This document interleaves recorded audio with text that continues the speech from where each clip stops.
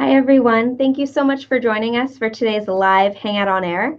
My name is Erica, and I'm here in Mountain View, California at the Google headquarters. I'm on the AdWords team, and we're very, very excited that you could join us for today's live Hangout on Air. So today we're going to be covering a lot of material, and we also want to keep this session very interactive and make it as useful to you all as possible. So we will be having a live question and answer session just to make sure that we're getting all of your questions answered, in addition to some content that we think you'll find very, very helpful. So today's session is all about setting up your campaign for success. It's really starting with account structure and making sure that we set up your account for success. So first, we're going to talk about how to set up that campaign. And then the next two sessions following this live session today, we're going to cover things like how to have more control over your results and how to improve your results over time as well. So today we're going to start with setting up your campaign for success. So just a reminder, this is a live Q&A session, so we have a lot of your questions that came in pre-submitted before the Hangout, and we'll be answering your live questions as well. So keep those questions coming. So today we're going to cover a lot of things, and first and foremost, we want to talk about how to really structure your account for success. What do ad groups mean? How do you really organize your campaign in a way that's going to get you the best results? Second, we're going to talk about some key metrics that you can use to really understand your performance and to really guide the changes that you make moving forward.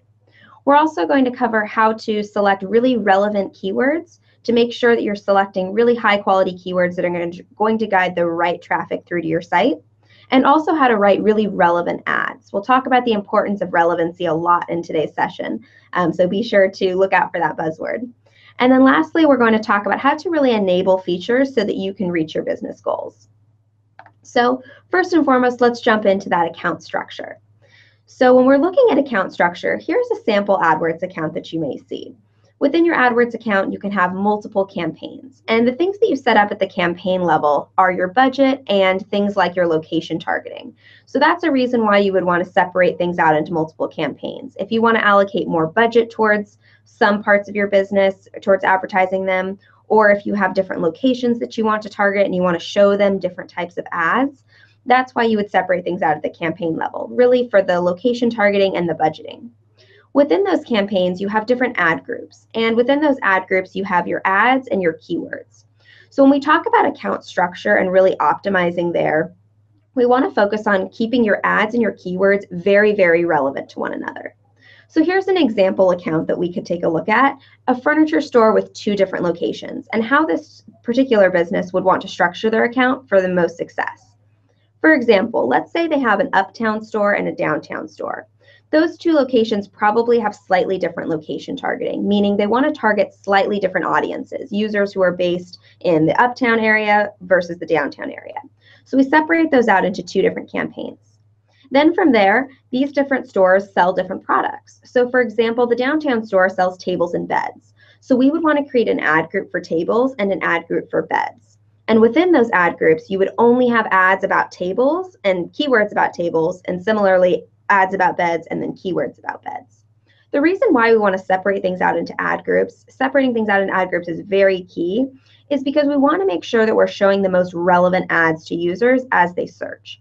So if we put all of our keywords about all the different types of furniture and all the ads with all the different types of furniture in the ad text, then users could be searching for tables but see an ad for beds because they're all in the same ad group.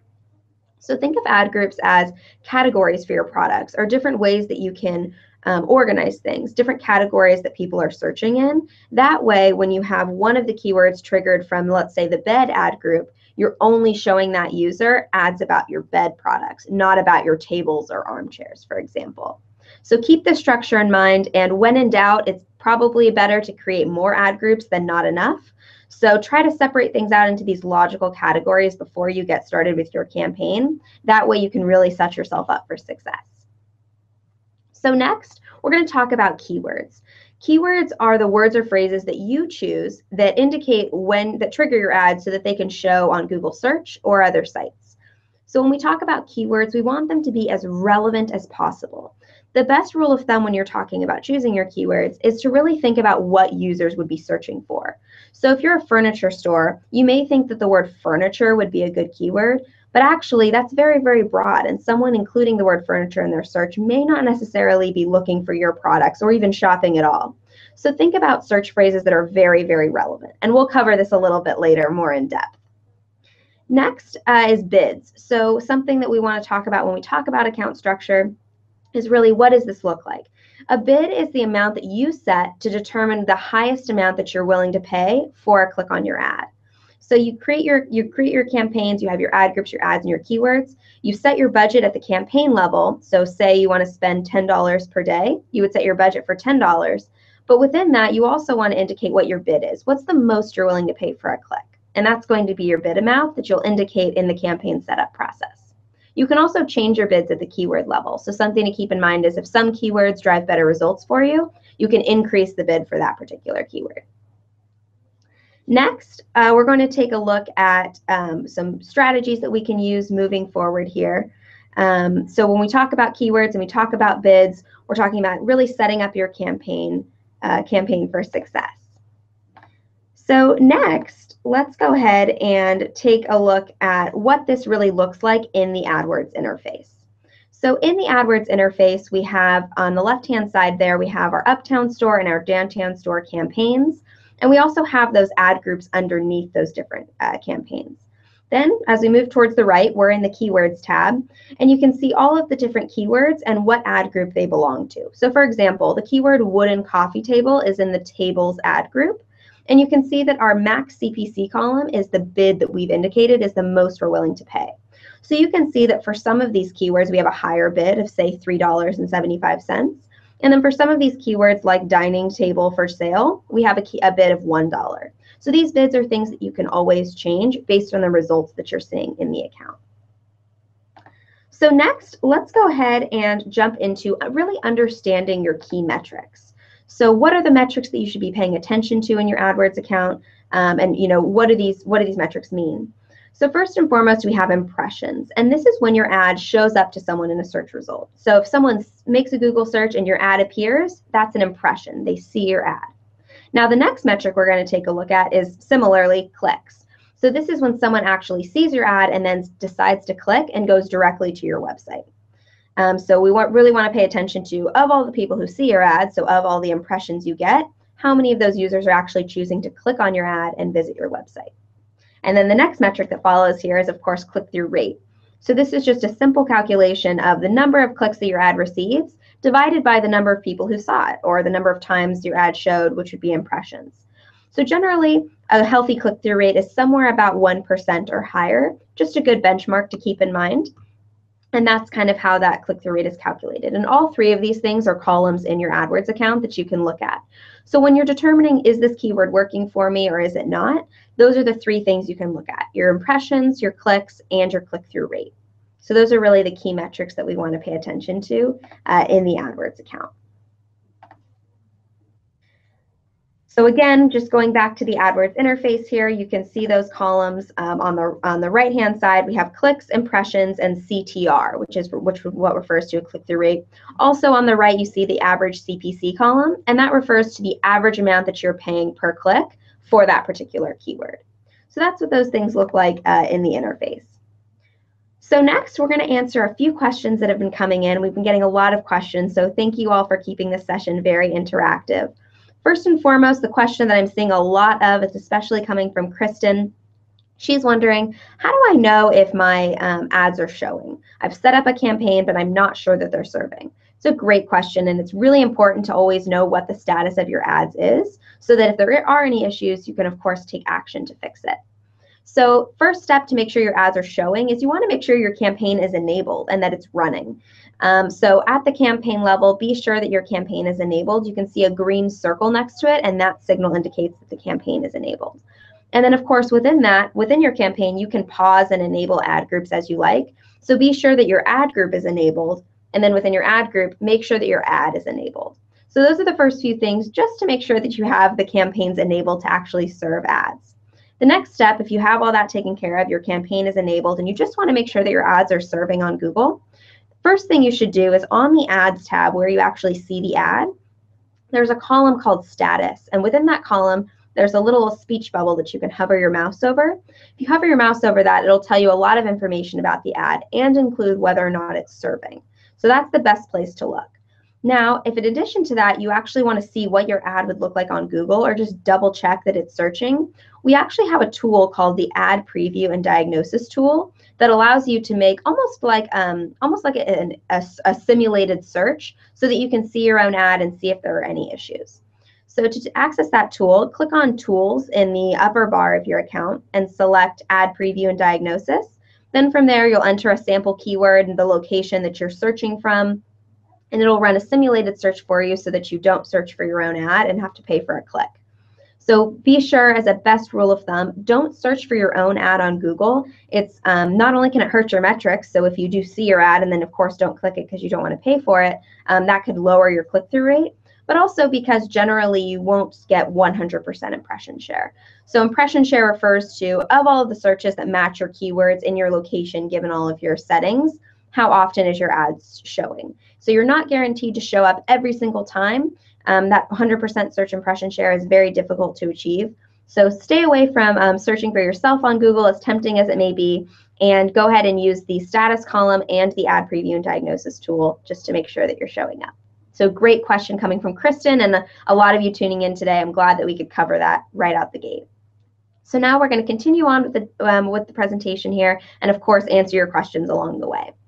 So next we're going to talk about selecting quality keywords. This is absolutely critical for success because it's what's driving what's triggering your ads to show. So we want to make sure you can have the best ads in the world, but if you're not triggering for the right keywords, then you may not get the best results.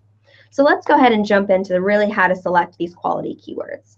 We have a few examples here of a few different types of businesses. So the first is a bakery, and a possible keyword you may think if you're a bakery business is, oh, the word cake. I sell cakes, so that would be a good keyword.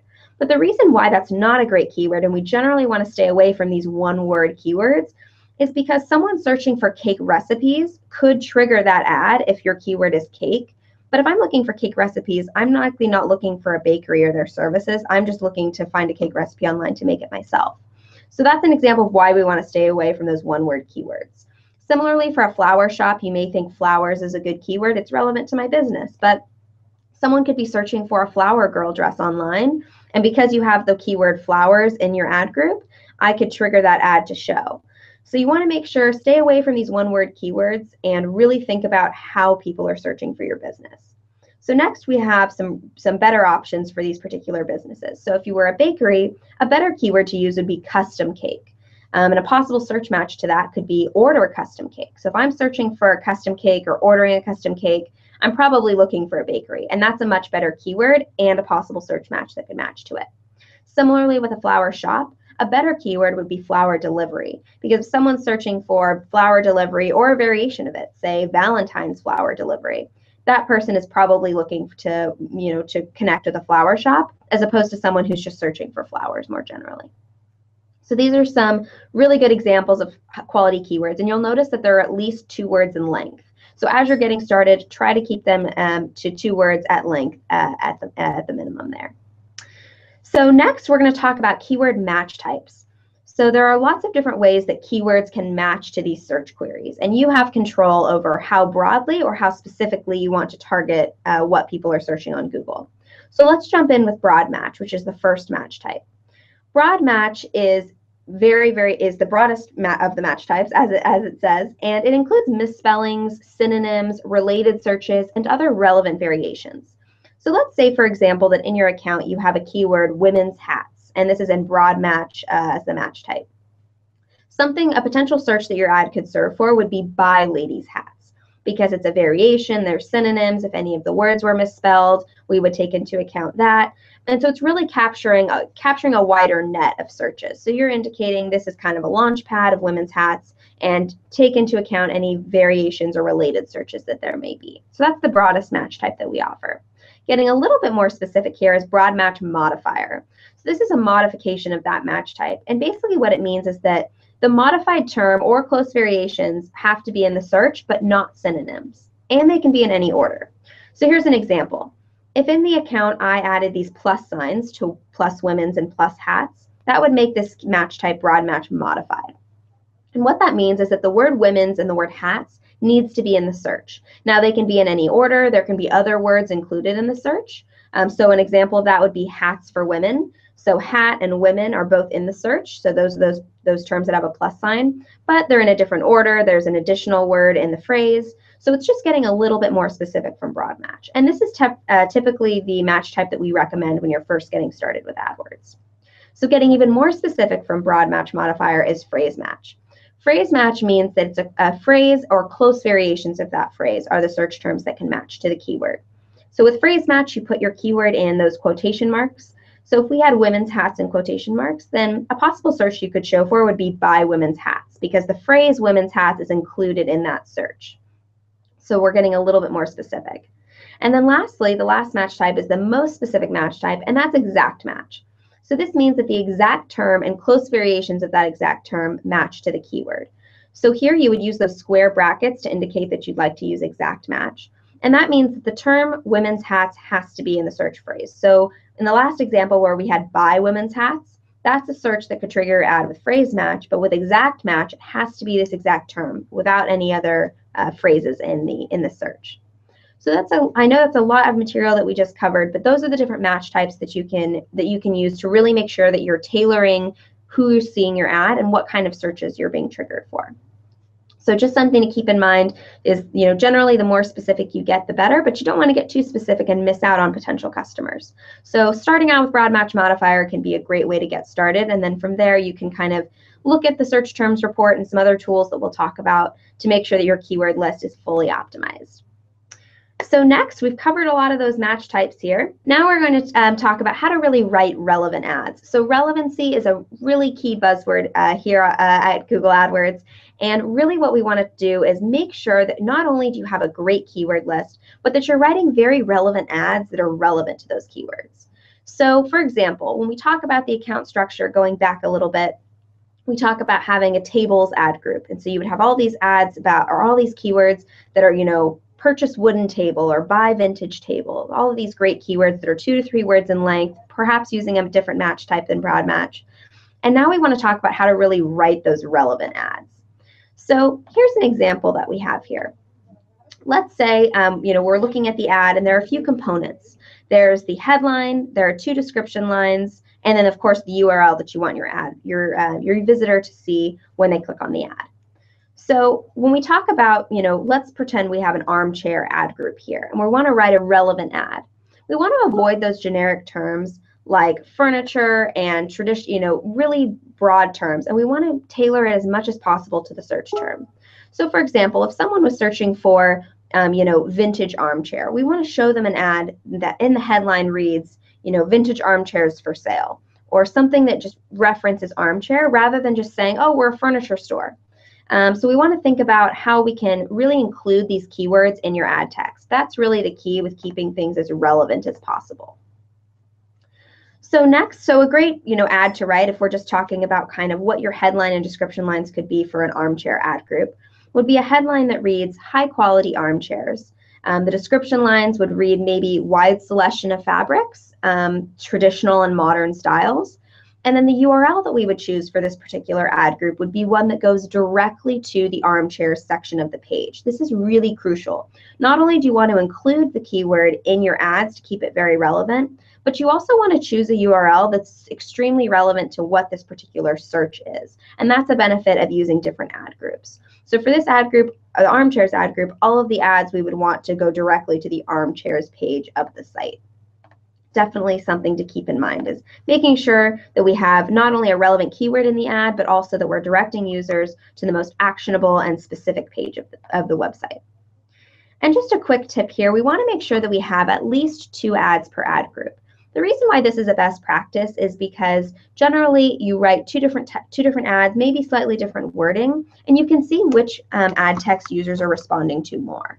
So as you're writing your ad text and you have a few different ideas, feel free to create more than 1 ad per ad group. And what will happen is they'll kind of rotate. You'll maybe see some of them serve. And what will happen is AdWords will try to show the one that's getting you the best results. So you can use that to continually optimize and make sure that your ad text the ads that you're showing are really resonating with your potential customers. So next, we're going to jump into some more questions here. I'm so glad that everyone has been tuning in and being very, very engaged. So the question coming in here from Mason, and he's asking, how do I include my phone number in my ad? Do I have to waste a line of text with it? A great question there, Mason. So the answer is no, you definitely don't want to include the phone number in the description lines. Actually, it could get disapproved for that. But we do have what's called a call extension, and that's how you can really show your phone number with your ad. And even better than that, if someone is searching from a mobile device, which more people are searching on mobile in the US than they are on desktops nowadays, so mobile is very key. What's great is that it actually appears as a call button, so they can directly call you from the ad itself. And place that call to your business. So if calls are an important part of your business, then definitely set up a call extension. You don't want to put the phone number in the actual ad text. Save that for kind of what you want to show as the value proposition for your business, and use that call extension to show your phone number. We have a great video on YouTube, a step-by-step guide to set up that call extension, as well as in our help center. But if you are in the account now, you've already created your campaign, you're just going to click on the Add Extensions tab, and from the View drop-down, select Call Extensions from the list, and then click the plus extension button, and it'll take you through that setup process. So not to worry if you didn't get all that. Like I said, we have a great Help Center article that takes you through that, and we also have a video on our YouTube channel as well. But a call extension is definitely the solution to really show potential customers your phone number so that they can place a call directly. Leveraging those ad extensions is really key. So next we're going to cover the last thing, which is tools to improve your performance. So we talked about the ad preview tool, which is a fantastic tool, but what we really want to wrap up on here is quality score. Quality score is a measure of relevance, and it measures how relevant is your ad to your keyword, to your landing page, making sure that it's a seamless customer experience. When someone's searching for an armchair, they see an ad for armchairs, and then they click through to the website and they're on the armchairs page. That's a seamless experience that we want to create. So quality score is a proxy for how relevant are these things to one another. You can see your quality score on your keywords tab. You can actually add a column to see it for each individual keyword, or you can hover your mouse over that speech bubble that I mentioned in the status column, and that'll show you what your quality score is for that particular keyword. So it's a measure of it's on a rating scale of 1 to 10, and 10 being the highest, and it's comprised of 3 things. So 1 is the expected click-through rate. It's what's the expectation of this keyword getting clicked. Second, it's the ad relevance. So it's how relevant is your keyword to your ad. And then third, it's the landing page experience. So again, what is that landing page that you're directing users to? Does it include that keyword? Is it a seamless experience? And how relevant are they to one another? So something to keep in mind for certain. Now, the reason the quality score is so important is not only can it affect your performance, but also it's a part of ad rank. And ad rank is what determines where your ad appears in Google search results. So if you have a very high quality score and a competitive bid, you're more likely to be at the top. And the great thing about quality score is that it's not necessarily who bids the most, it's who gets that top spot. So if we have two different, let's say, AdWords accounts competing for the same keyword, and one AdWords account has a very high quality score but a lower bid, and the other one has a really low quality score but a really high bid, actually the one with the higher quality score and the lower bid could be the one who earns that top position. So quality score is a great way to use your budget more efficiently, because as your quality score goes up, you can generally lower your bids or your cost per click while achieving similar or comparable results. So quality score is definitely something to monitor and keep in mind on the keywords tab. And you can add the column for it specifically if you'd like to monitor it very closely. So next, we're going to talk about ad position and just very briefly introduce you to 2 different options that you have. So generally, when people are getting started with AdWords, they want to start out on the search network. They want to show their ads on Google search. But another option is to show your ads on the Google Display Network. And the Google Display Network covers millions of websites across the internet, and you can actually create image ads and more interactive HTML ads. So just something to keep in mind as you're getting started. Display campaigns are fantastic for brand awareness. So if you're a newer business or you're just trying to get your name out there, consider looking into a display network campaign as opposed to the search network. And then lastly here, we want to talk about in terms of tools that are useful for your business. We want to talk about negative keywords. Negative keywords are a great way to make sure that you're really showing your ads for relevant users and that you're avoiding showing your ads for searches that may not be relevant to you. So an example of this would be if I own a high-end watch store and I have a keyword for gold watch because that's something that I sell. But a possible search query that can match to that keyword would be cheap gold watch. But if I'm a high-end watch store, I really don't want to show for a keyword for someone who's searching for a cheap gold watch. So a solution to this would be to add a negative keyword for the word cheap. And what this does is it allows our system to say, match to my keyword list, but if any of these negative keywords are also included in those searches, I don't want to be associated with them, so don't show my ad. So it's almost like a filter. Once your keyword matches, we want to filter it through your negative keywords and make sure that you don't have any of those indicated before we show your ad. So some great keywords, negative keywords to think about are cheap, free. So if you're a business selling something, you don't really want to show for someone who's looking for your product for free. Jobs, a lot of people, for example, in a lot of businesses, they'll type in the name of a business and then they'll say jobs because they're looking for job opportunities. But you don't want to waste an AdWords click on someone who's looking for jobs and not looking to actually purchase your product or use your service. So those are some really good negative keywords to keep in mind as you get started with those. And then the last tool that I did mention it earlier, was that search terms report. The search terms report is a report that shows you which which search terms your ad has appeared for. And this can be a great way to not only look at your performance and just if you're curious of what people are searching for, that's a great tool, but it can also be a great way to identify negative keywords. So let's say I'm a high-end watch store and I saw that cheap gold watch search in my search terms report.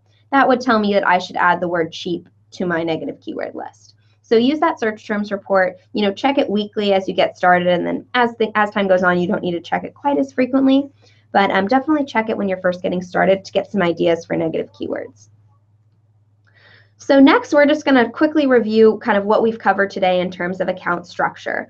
So again, separating things out into different campaigns, separating out different categories into as many ad groups as you can, even if it's the same product, but just different ways that people search for it, separate it out into a different ad group. That way you're showing extremely targeted and specific ads.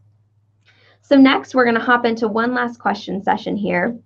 A lot of questions coming in. I wish we could get to them all, but the last question that I wanted to address here is, I'm getting started with AdWords for the first time. How can I make sure that my keywords are relevant and that I'm using all of the features of AdWords? It's a great question coming from Erin. And when we talk about getting started and really setting yourself up for success, I have 3 big pieces of advice. The first is really craft that keyword list and make it as specific as possible.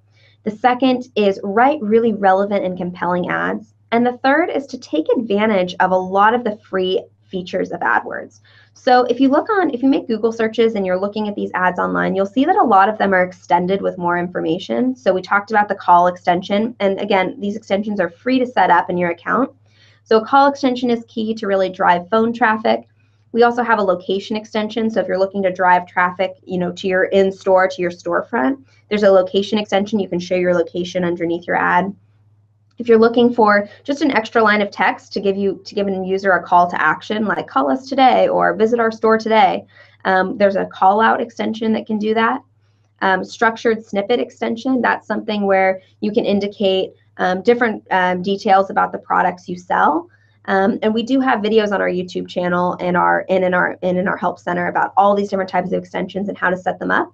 But if you'd like to browse, just click on the Add Extensions tab in your account and you can view all the different types of extensions that you can set up, and they're all free. So definitely take advantage of those extensions. And then fourth, I didn't mention a fourth, but I want to make sure that I cover it as you're getting started with AdWords.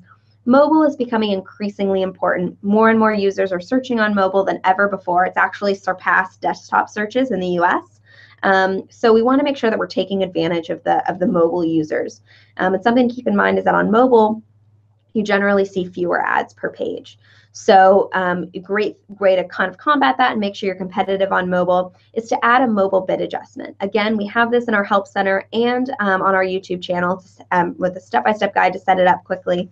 But just in your campaign settings tab, you'll click on the devices button and you can add an adjustment to make sure that you're being extra competitive on mobile. So, increase your bids by 10 or 15% for those mobile users just to make sure you're not missing out on those potential customers. So those are some of my top tips here. So I know we've talked about a lot today, and rest assured you will be receiving a recording of this session and an email and a follow-up email.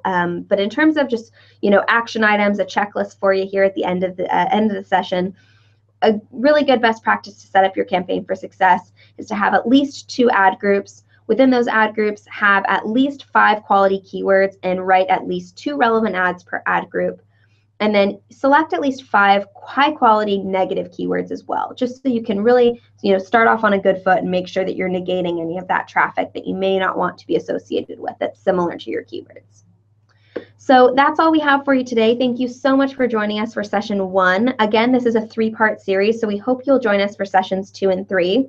I wish we could get to every question that we had here today. I think we covered a lot of the really important ones, but for sessions 2 and 3, be sure to keep those questions coming. And of course, visit our Help Center and our YouTube channel for additional resources. We have so much material out there to help you with every single part of creating your first AdWords campaign. So we hope you'll check those out as well.